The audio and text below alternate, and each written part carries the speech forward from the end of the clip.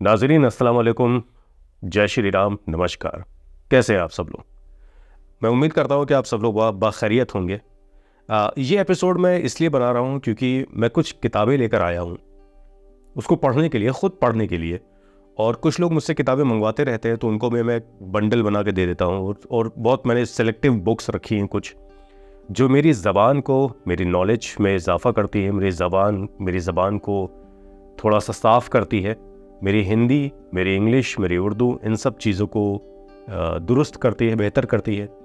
और इन सब से ज़्यादा एक पर्सपेक्टिव देती है, एक सोच कि किसी भी कहानी को, किसी भी गज़ल को, किसी शेर को, किसी नज़्म को कैसे पढ़ा जा सकता है, कोई कहानी कैसे सुनाई जा सकती है।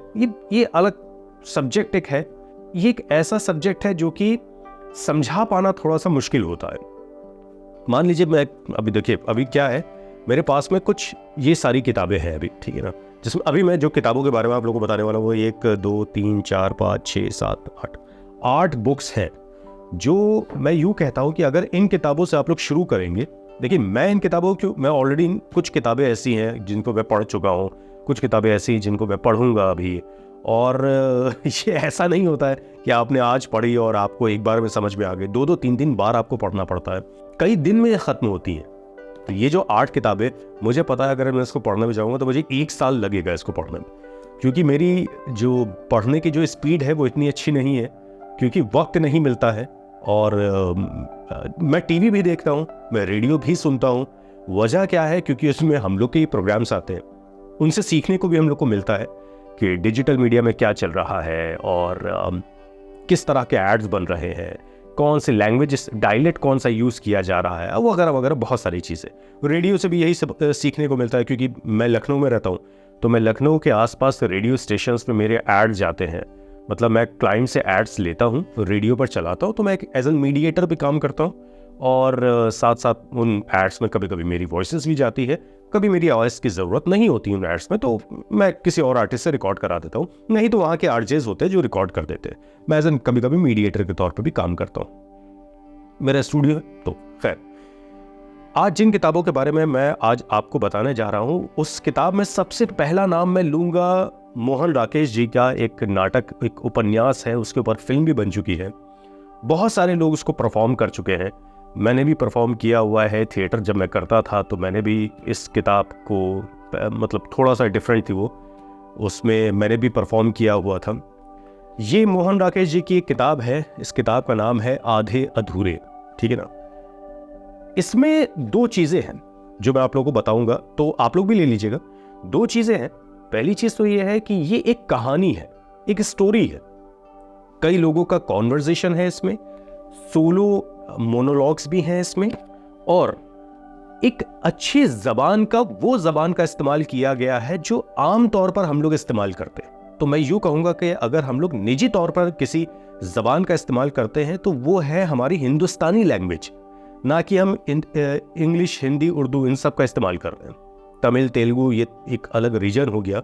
अगर मैं हिंदी बेल्ट से बात करूं, क्योंकि मैं हिंदी बेल्ट का हूं, तो मैं अगर हिंदी बेल्ट से बात करूं तो हम लोग हिंदी, इंग्लिश, उर्दू मिलाकर एक लैंग्वेज का इस्तेमाल करते हैं। उस लैंग्वेज का नाम है हिंदुस्तानी लैंग्वेज, जो मेरा अपना जो रीजनल की लैंग्वेज है। देखिए, जावेद अख्तर साहब ने भी कहा है और बहुत सारे लोग कह के गए हैं कि लैंग्वेज जो होती है वो किसी रिलीजन की नहीं होती है, वो रीजन की होती है। अब हैदराबाद में उर्दू बोली जाती है, कश्मीर में उर्दू बोली जाती है, तो क्या करें, वहां के जो हमारे हिंदू भाई हैं, जो क्रिश्चियन हैं, जो पंजाबी, वो भी उर्दू बोलते हैं। अब यूपी में हिंदी, इंग्लिश, उर्दू तीनों मिला के बोली जाती है, ठीक है ना। अब आप अगर चेन्नई चले जाइए तो वहां की जो लैंग्वेज होगी वो वहां के रीजन की लैंग्वेज है, तो वो बोल रहे हैं। तो खैर, इस कहानी में बड़े आराम से चीजें वो समझाई गई हैं जो बहुत आसान भाषा में है और कहानी पढ़ने का एक नजरिया देते हैं। तो आप भी इसको पढ़िएगा। फिर उसके बाद में एक किताब जो मैंने अभी नहीं पढ़ी है, वो है जोश मलियाबादी साहब के। बहुत बड़े राइटर हुए, शायर हुए, नज़्मकार हुए। उनकी एक उर्दू के मशहूर शायर जोश मलियाबादी की बहुचर्चित आत्मकथा। इसमें कहानियाँ भी हैं और नज़्म भी है, कई सारी चीज़ें। आप इस किताब को देख लीजिए, आप ये ले सकते हैं बिल्कुल। राजपाल पब्लिकेशंस की एक किताब है 195 और 95 की मिली थी। इसको भी आप पढ़ सकते हैं अगर आप लोग शुरुआत कर रहे हैं, मैं तो कह रहा हूँ कभी भी आप पढ़ सकते हैं। फिर उसके बाद में लोक भारती पेपरबैक्स की पब्लिकेशन हाउस की एक फिराक गोरखपुरी साहब की एक किताब है, तो ये भी आप पढ़ सकते हैं। ये इसमें भी बहुत सारी शायरी हैं, बहुत सारे कुछ स्टोरीज़ भी हैं। मेरे ख्याल से स्टोरी नहीं है शायद इसमें, मैंने भी अभी पढ़ी नहीं इसको क्योंकि मैं अभी लेकर आया हूँ कुछ दिन पहले इसको। फिर हाँ, कहानियाँ हैं, स्टोरीज़ भी हैं इसमें शुरुआत में। फिर ये हर उक़्दा तकदीर जहाँ खोल रही है, हाँ ध्यान से सुनना ये सदी बोल रही है, अंगड़ाइयाँ लेती है तमन्ना तेरी दिल में, शीशे पे परी नाज के पर तोल रही है। तो ये सब आपकी ज़बान को तोड़ेंगे, ज़बान को सुधारेंगे। और बड़े आराम से खोलिएगा, ये अपनी नई किताब है जो आपके पास भी है, क्यों नहीं आएगी इंशाल्लाह। फिर एक शायर हुआ करते थे शहरयार साहब, उनकी सैर जहाँ यानी कि जहान का सैर उन्होंने की थी, तो उन्होंने गज़लें, नगमे, सारी चीज़ें, आप ये किताब ले सकते हैं। ये भी पब्लिकेशन हाउस है, ये है वानी प्रकाशन की, वानी VANI प्रकाशन की किताब है। waniprakasan.com से जाके आपको ये मिल सकती है। अच्छा, इस किताब में एक अच्छी बात क्या है कि जो वर्ड आपको समझ में नहीं आते, जो बहुत ज़्यादा टफ होते हैं, जैसे कि फॉर एग्जांपल यहाँ पे एक जगह लिखा हुआ है, किसी कली में महताब में निहा होगा, ठीक है ना। निहा का मतलब होता है चंद्रमा, तो उसके नीचे उसके मतलब भी लिखे हुए, तो आप समझ जाएंगे कि किसी कली में कि महताब में निहा होगा कि चंद्रमा होगा, मैं दश्त में हूँ तो इस वक्त तू कहाँ होगा, है ना। इस तरीके से कि विसाल का मतलब अगर आप ढूंढने जाएंगे तो शायद आपको विसाल का मतलब नहीं मिले, बट उसी पेज के नीचे आपको विसाल का मतलब मिल जाएगा। विसाल का मतलब होता है मिलन, विसाल का मतलब होता है मिलन। तो शहरयार साहब की किताब है, आप यहाँ से भी शुरू कर सकते हैं। फिर एक और पब्लिकेशन हाउस है, राजपाल पब्लिकेशन हाउस, इसकी भी आप बुक ले सकते हैं 165 की, तो मुझे 100 रुपये की बहस मिल गई थी। लेकिन ये संपादक इसके हैं, जो ट्रांसलेटर इसके हैं, वो कमलेश्वर साहब हैं। तो इसमें भी गज़लें हैं, गीत हैं, कई सारी चीज़ें हैं जो कि आपको एक पर्सपेक्टिव देंगी, सोचने का मौका देंगी।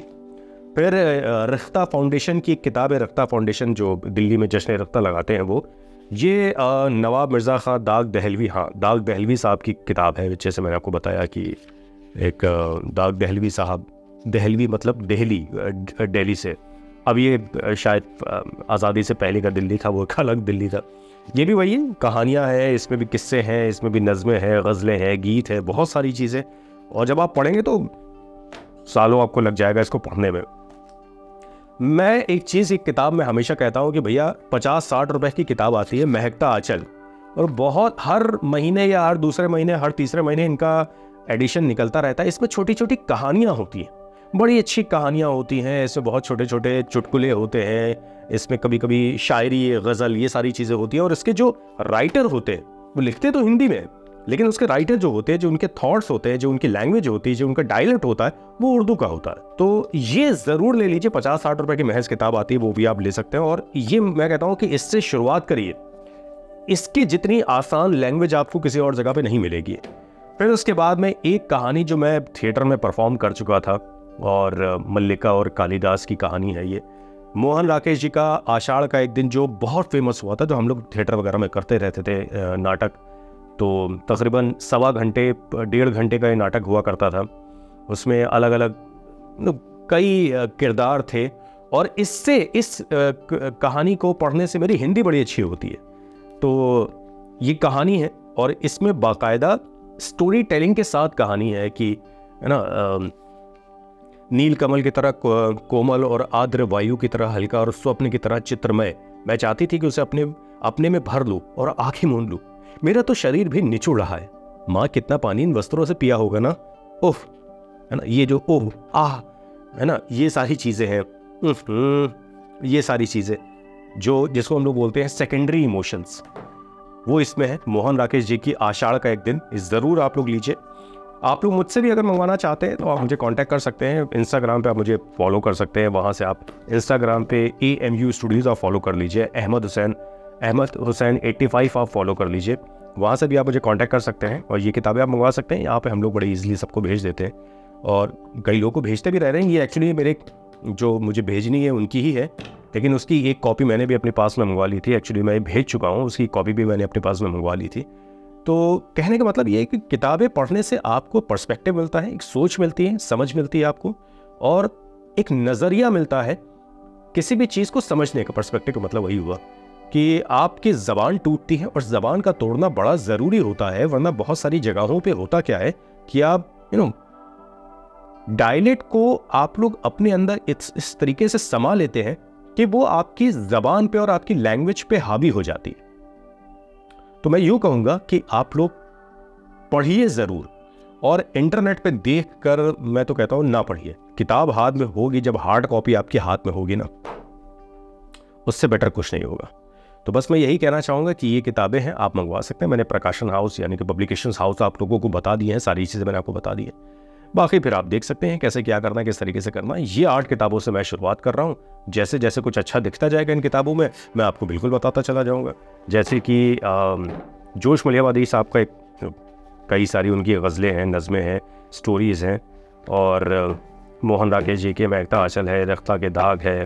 फिर उसके बाद में शहरयार जी की एक गज़ल मैं आपको सुनाना चाहूँगा कि जाने क्या देखा था मैंने ख्वाब में, जाने क्या देखा था मैंने ख्वाब में, फंस गया फिर जिस्म के गिरदाब में। तेरा क्या तू तो बरस के खुल गया, तेरा क्या तू तो बरस के खुल गया, मेरा सब कुछ बह गया सैलाब में। मेरी आंखों का भी हिस्सा है बहुत तेरे इस चेहरे की आबोताब में। तुझ में और मुझ में ताल्लुक है वही है जो रिश्ता साज और मिज़राब में। मेरा वादा है कि सारी जिंदगी तुझसे मैं मिलता रहूँगा ख्वाब में, तुझसे मैं मिलता रहूँगा ख्वाब में। मुझे दीजिए इजाज़त, अगली दफ़ा किसी और सब्जेक्ट के साथ आपसे मुलाकात होगी। तब तक के लिए खुदा हाफ़िज़।